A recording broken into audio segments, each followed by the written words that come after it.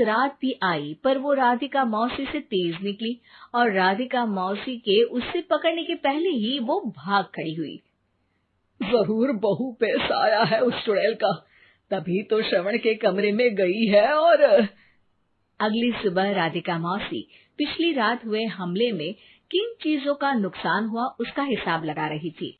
उनके खेमे से एक आम के अचार की शीशी भी गायब हो चुकी थी और वो इमली भी जो कल श्रवण लेकर आया था। राधिका मौसी इस बारे में सोच ही रही थी कि श्रवण जल्दी से रसोड़े में आकर दवाइयों की पोटली ढूंढने लगता है। अरे बेटा, क्या हो गया? अब माँ, वो काजल की तबीयत खराब है, बहुत घबराहट हो रही है उसे। हे भगवान, मैंने पहले ही कहा था कि तांत्रिक को बुला लेते हैं, पर नहीं। अब देखो, उस चुड़ैल ने काजल को अपने वश में करना शुरू भी कर दिया है। हालांकि श्रवण भूतों में विश्वास नहीं करता था, पर अब वो भी डर जाता है और राजी हो जाता है एक तांत्रिक को बुलाने के लिए। कुछ ही घंटों में तांत्रिक आ जाते हैं और राधिका मौसी तांत्रिक जी को सब बता देती है। घोर संकट, घनघोर संकट, चुड़ैल को मारू जोर चाकट, ओम भट स्वाहा खटखा के आहा। अरे ये क्या मंत्र है? मेरे खुद के ओरिजिनल मंत्र है, कल रात को ही लिखे हैं। अच्छे लगे तो दाद चाहूंगा। एक और मंत्र सुनो।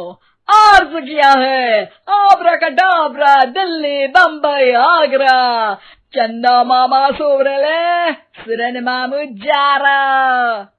ये मंत्र है? अरे कोई चालीसा वालीसा पढ़ो ना। वक्त कम है, 40 नहीं पड़ेंगे, 20-25 में काम चलाना पड़ेगा। अलग निरंजन जाके लंदन, मुफ्त का मंजान घिस मेरे नंदन। अरे जल्दी करो तांत्रिक जी, जल्दी करो। तांत्रिक अपने उल झलूल मंत्र पढ़ने लगता है। श्रवण को तांत्रिक पे शक होता है। वो अपने एक डॉक्टर दोस्त को कॉल कर देता है ताकि कोई अनहोनी हो तो इमरजेंसी में चीजें मैनेज हो जाए। तांत्रिक धुनी रमाता है, जिसकी वजह से कमरे में काफी धुआं हो जाता है और जिसकी वजह से बहू की घबराहट बढ़ जाती है। अब भागेगी चुड़ैल। हाँ। बहू खांसते हुए धुएं से बचने के लिए बाहर चली जाती है। अरे भाग रही है, भाग रही है।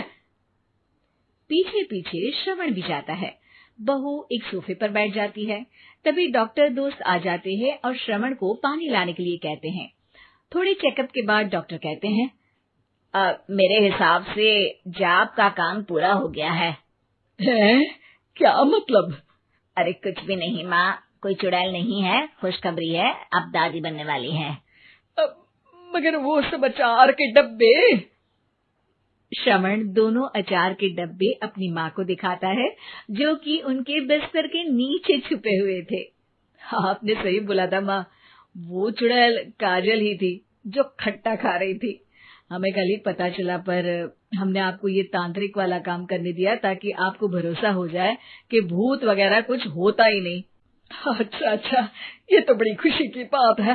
पर बेटा, मुझे एक झाड़ू तो ला दे। क्यों माँ? ये तांत्रिक का भूत उतारती हूँ मैं।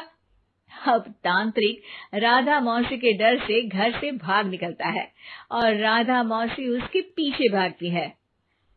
अरे संकट ये घनघोर है, तांत्रिक मुआ चोर है।